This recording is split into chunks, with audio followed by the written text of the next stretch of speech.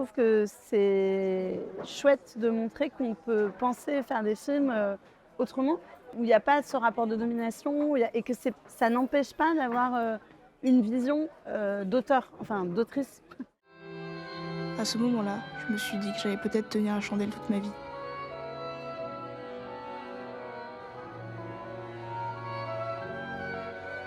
Qu'est-ce que vous voudrez faire plus tard quand vous serez vieux?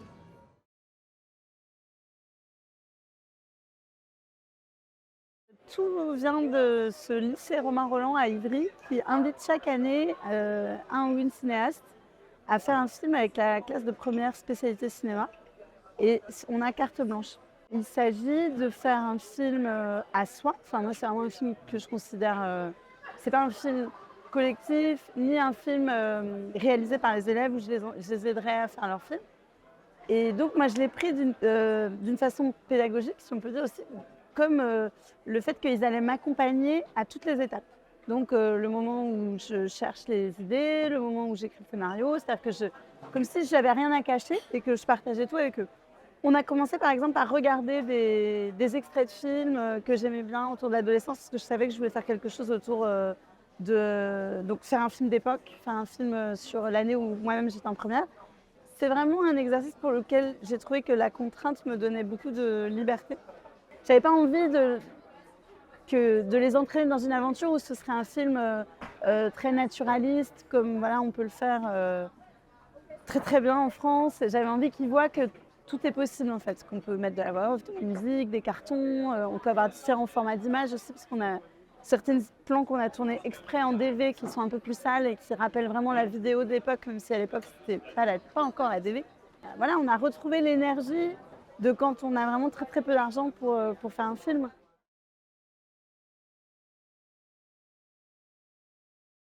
Au final, ça ressemblait quand même à un tournage.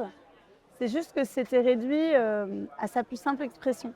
On a fait une sorte de petit casting, notamment pour les rôles vraiment principaux, de manière très très rapide, hein, parce que souvent les gens racontent, j'ai vu 150 comédiennes, ça a pris des mois. Bon bah là, on avait eu 2 heures de cours pour faire le casting et j'ai réfléchi pour leur dire avant les vacances de Noël qui jouerait qui, parce que tout ça a été pris dans l'année scolaire.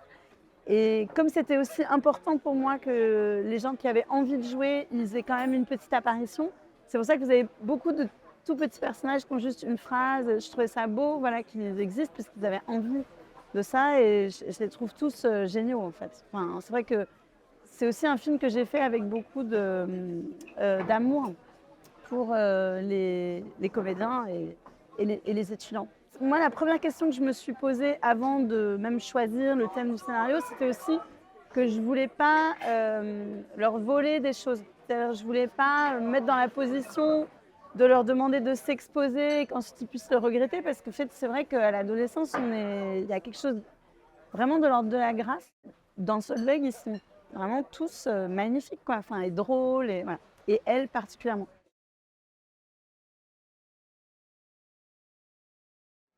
On a recontextualisé parce qu'effectivement, pour eux, c'est un peu du passé. Et c'est vrai que pour moi, c'était très frais puisque c'était mon époque, cette histoire des essais nucléaires, des privatisations. Et c'est vrai qu'en plus, on a l'impression que c'était avant-hier. Et le monde, il s'est tellement droitisé depuis. Enfin, c'est du délire, en fait, quand on y pense. Le scénario, qui est vraiment un scénario écrit un peu comme une comédie pendant une grande partie du film, avec son premier objectif du mec, qu'en fait elle va découvrir qu'il ne pense pas pareil politiquement, bah, pour moi c'est pas rien et c'est pas anodin. Est-ce que effectivement si jeune, on n'a pas déjà le pouvoir de dire non si on n'est pas d'accord politiquement? Enfin, je trouve que c'est presque philosophique en fait, mine de rien.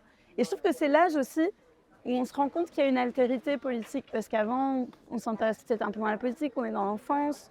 Moi, c'est vrai que j'ai vraiment un souvenir très marquant du moment où j'ai commencé à connaître des gens de mon âge avec des opinions politiques aussi différentes, et ça me paraissait fou qu'en étant jeune, on puisse... voilà. Bon, alors je vous raconte même pas ce que je pense aujourd'hui. C'est quelque chose, l'engagement en fait, c'est pas...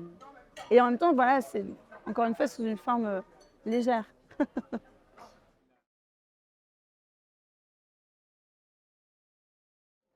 En fait, cette fin, ils l'ont vraiment découverte quand je leur ai montré le film. J'avais un peu l'idée de ce texte, mais je ne savais pas si j'oserais vraiment le faire. Donc je ne leur avais jamais fait lire.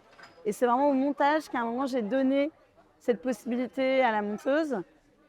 Et beaucoup de personnes, quand on me conseillait le montage, me disaient mais pourquoi c'est pas une voix off et tout. Je dis non, mais en fait vraiment les cartons, je trouve que c'est pas pareil. Et ça me fait penser à une sorte de gimmick qui est d'après une histoire vraie. Vous savez, le carton qui arrive à la fin. Et en tout cas, voilà, cette scène, elle s'est vraiment construite en post-production et immédiatement, on a senti qu'elle avait un pouvoir émotionnel et aussi politique. Parce que finalement, c'est une manière de montrer... En fait, on a tellement de potentiel à cet âge-là et on ne sait pas ce que la vie nous réserve et on est quand même dans un monde assez violent qui nous renvoie souvent à notre origine sociale et c'est dur d'en sortir. Et la nostalgie d'avoir des gens qui ont une place tellement importante dans notre vie parce qu'on les voit tous les jours de 8h à 18h au lycée et on a l'impression que il n'y aura jamais personne d'autre d'aussi important. Puis en fait, voilà, c'est des gens qui disparaissent de notre vie, on ne sait pas ce qu'ils sont devenus. C'est quand même un truc un peu touchant.